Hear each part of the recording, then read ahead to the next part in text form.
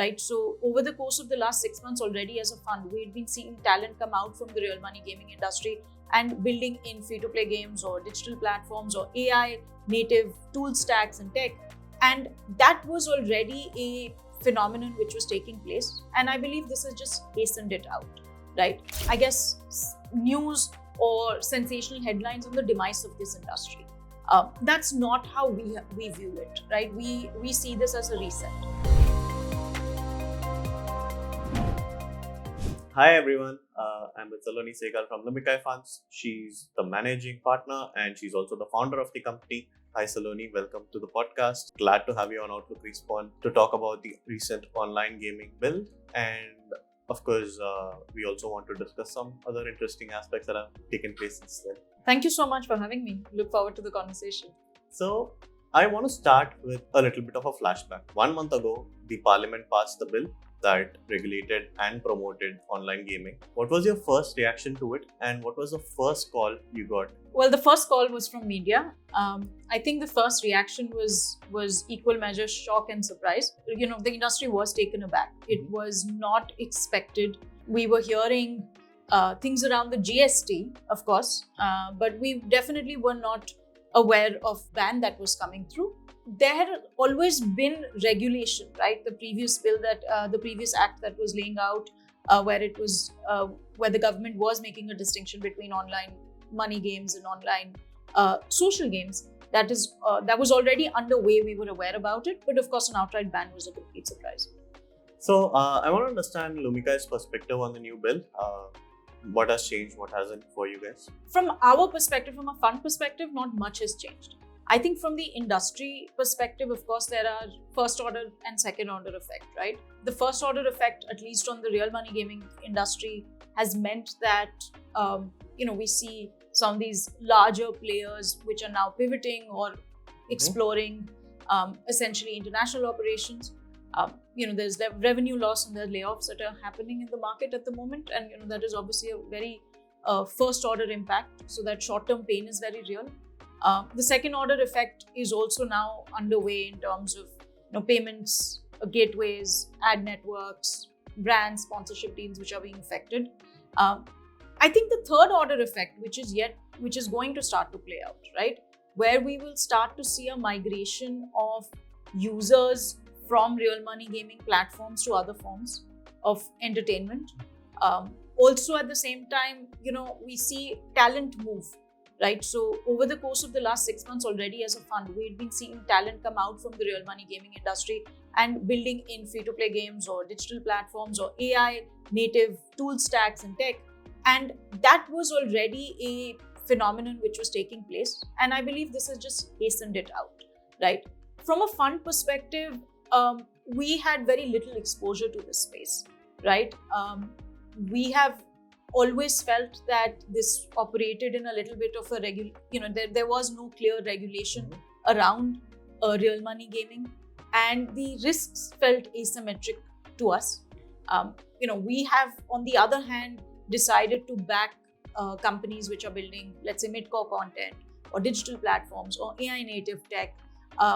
Those are, I guess, to some extent, 5 years ago, they were largely contrarian bets. Not a lot of people were talking about those bets, but that was the path that for us we pursued, right?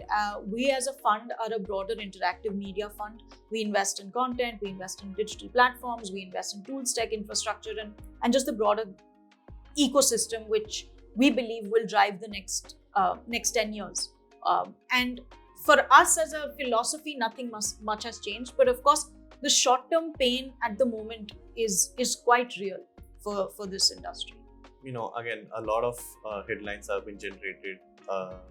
There's some clickbait stuff. Online gaming is down, whatnot. What is actually being said and what is actually being lost in the industry?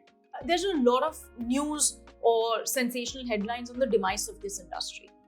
That's not how we view it, right? We see this as a reset. Right. Historically, if you were to look at the history of just gaming companies, right, like even if you can take some of the most iconic companies, whether it's a Nintendo, they started with hand-drawn, these cards, the Hanafuda trading cards, which got associated with gambling. They only went into arcade games in the 1970s. Sega started with pachinko and slot machines before they built arcade games like Sonic, right? If you look at Tencent, their first foray into games was with QQ Games, which was, online mahjong and poker. King, which builds Candy Crush, actually started as a skill-based gaming company, right? So we've seen this over and over again, that real money gaming, or these companies begin their roots with a certain form, but eventually, as regulation evolves, as technology evolves, and most importantly, as the users evolve, these companies then go into building, let's say, free-to-play, casual, mobile games, right? Or these companies which have free cash flow, right? Like an Aristocrat, which started as a gambling company, but then went on to buy Product Magnus and Plarium and Big Fish Games.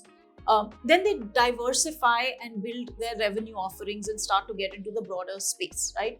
So this was already underway in India. Real money gaming companies were acquiring companies globally. They were looking to build into free-to-play games, mid-core games. I think what has happened right now is a reset, right? It is very clear now that original IP interactive platforms will be driving value creation going forward. It's a stable, compliant, now supportive policy environment for those. And both talent and capital, after this short-term reaction, will then start to flow into these newer, more unexplored, untapped genres and businesses.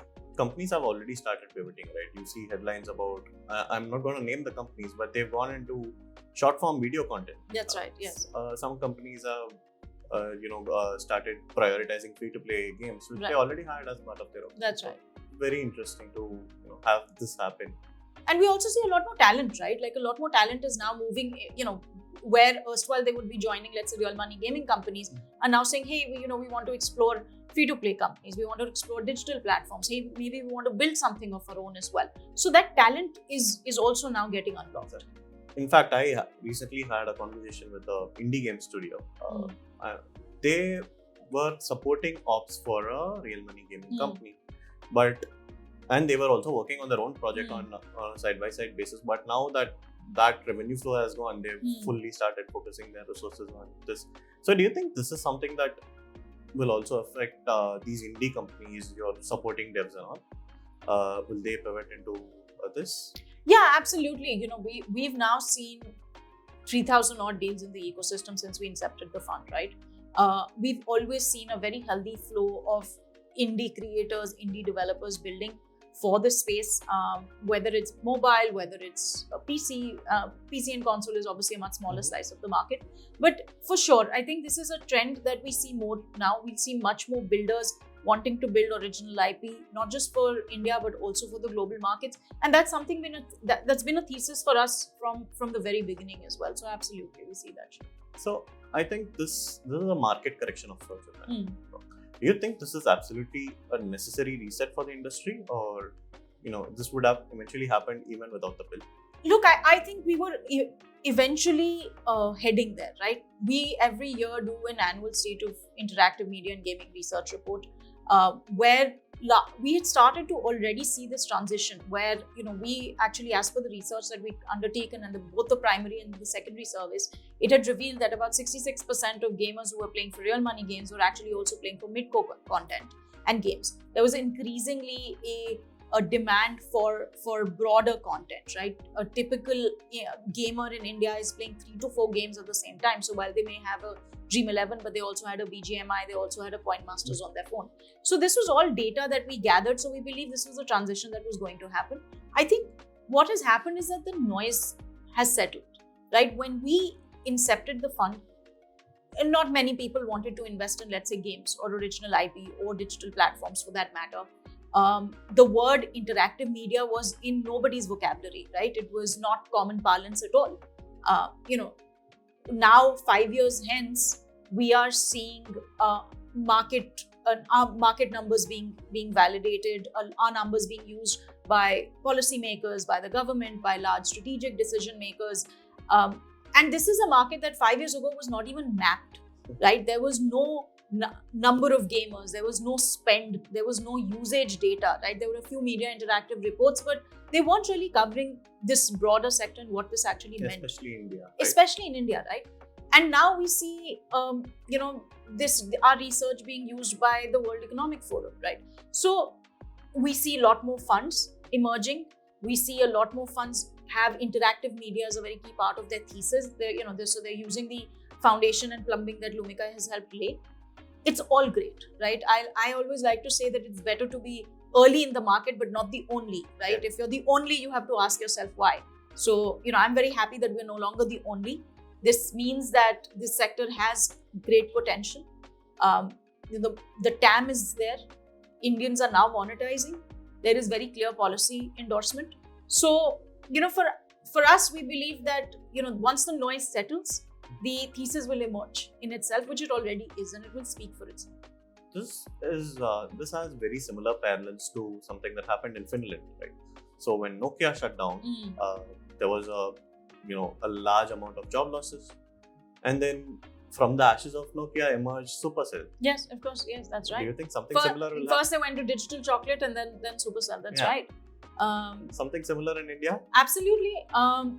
We've seen that, right? Like one company or one kind of ecosystem evolves what they call the mafia, right? Like whether it was the PayPal mafia, but yes, Nokia did spawn a number of, builders and operators and founders who went on to build some very successful businesses in Finland. A number of the ex-Nokia teams went into Rovio, into Supercell, into into Spotify, etc. So all of these. And that kind of tech engineering talent lends itself very well to building interactive media, right? We already see that. In India, for example, there are three kinds of broad entrepreneurs, three kind of entrepreneurs that we see. The first kind are, let's say, experienced operators who work for very large gaming companies, whether it's a Zynga, it's a GSN, it's a Electronic Arts, Ubisoft, etc., who've managed P&Ls globally, for global titles, and who've been trained in best in class, and they are now migrating out and saying, hey, we want to build on our own.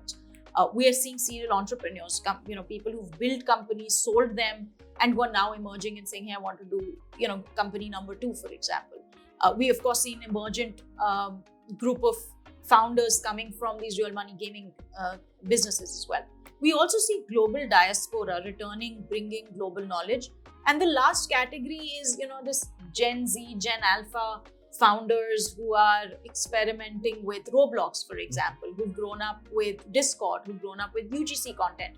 So actually, it's an incredible mix of founders with very different kinds of thought processes, very different kinds of frameworks, very different kind of experiences that we as a fund have the privilege of seeing. All these new founders, all these new companies, post RMG, what's the size of the opportunity here in India?